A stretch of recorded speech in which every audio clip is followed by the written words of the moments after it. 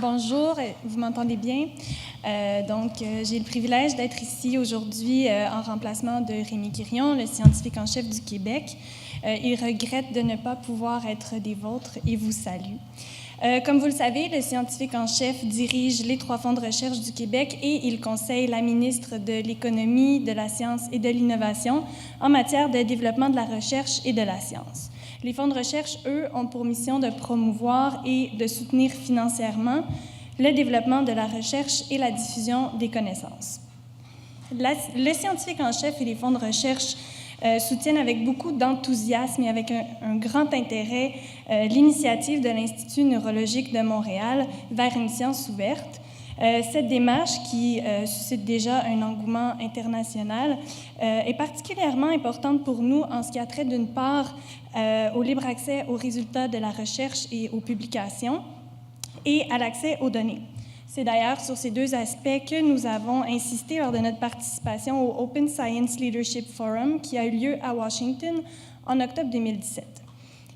Et notre intérêt s'inscrit dans une tendance internationale. Donc, je vous rappelle qu'en novembre 2017, l'UNESCO a adopté sa nouvelle recommandation concernant la science et les chercheurs scientifiques qui vise à faire la promotion d'un statut adéquat, approprié, équitable pour les chercheurs scientifiques, mais aussi à guider les États membres lorsqu'ils développent ou adoptent leur politique nationale scientifique.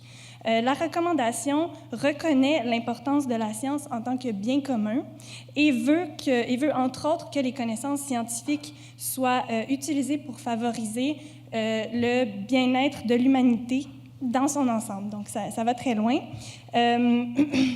Et elle prévoit conséquemment que les États membres devraient adopter des mesures assurant, et je cite, un accès libre et équitable à la littérature, aux données et aux contenus scientifiques, notamment en supprimant les obstacles à la publication, au partage et à l'archivage des données scientifiques.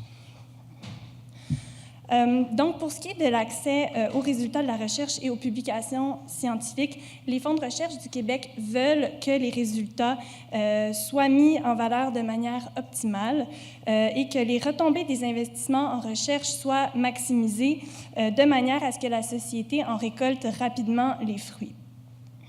De plus, on souhaite que les résultats de la recherche soient facilement accessibles aux décideurs, ce qui n'est pas toujours, ou en tout cas pas nécessairement le cas. On a certaines initiatives au Fonds de recherche du Québec qui vont dans cette direction.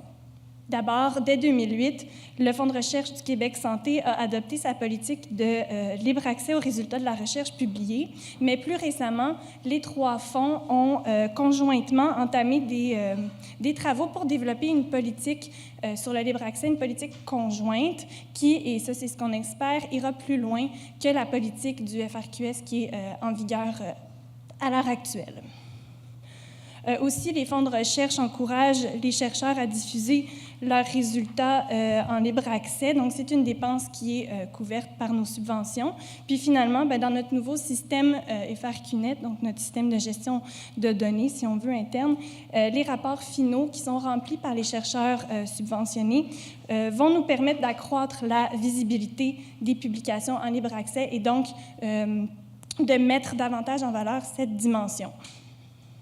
Pour ce qui est de l'accès aux données, c'est aussi une dimension qui est très importante pour les fonds. Donc, selon nous, les bases de données ne devraient plus être à usage unique. Elles devraient pouvoir servir à plusieurs chercheurs dans le cadre de plusieurs projets de recherche.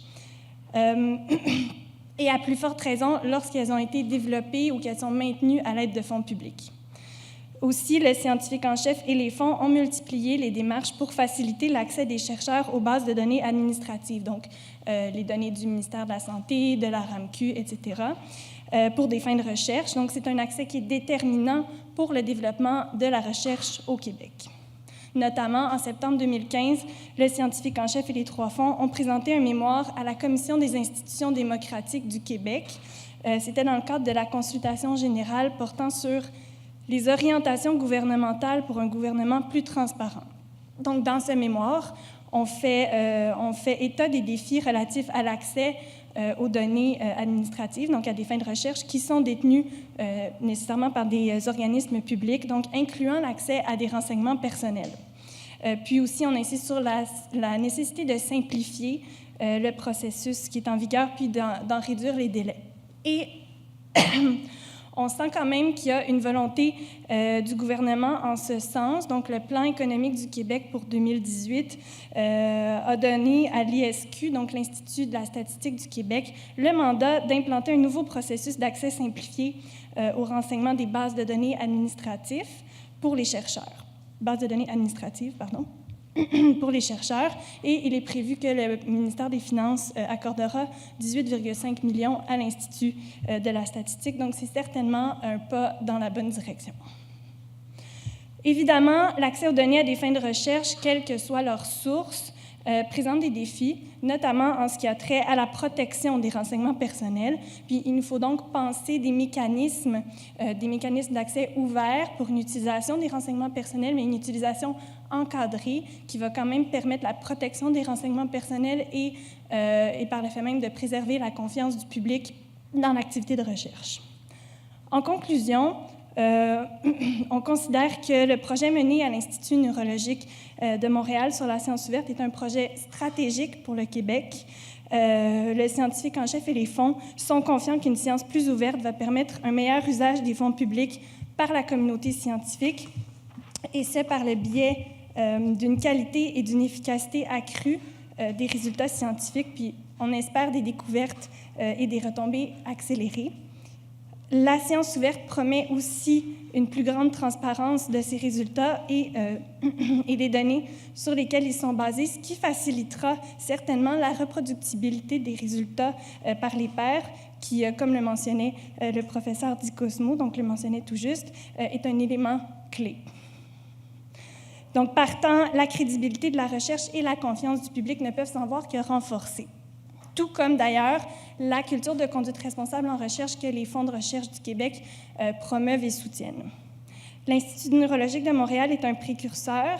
C'est un laboratoire vivant, grandeur nature, je ne sais pas trop comment le décrire de la meilleure façon, mais qui va certainement bousculer les façons de faire de la recherche, donc les pratiques. On est convaincu que les travaux du neuro vont entraîner une transformation dans ces pratiques, puis on espère un changement de culture où les résultats seront davantage considérés comme des biens communs et certainement, évidemment, plus lorsqu'ils ont été obtenus à l'aide de fonds publics.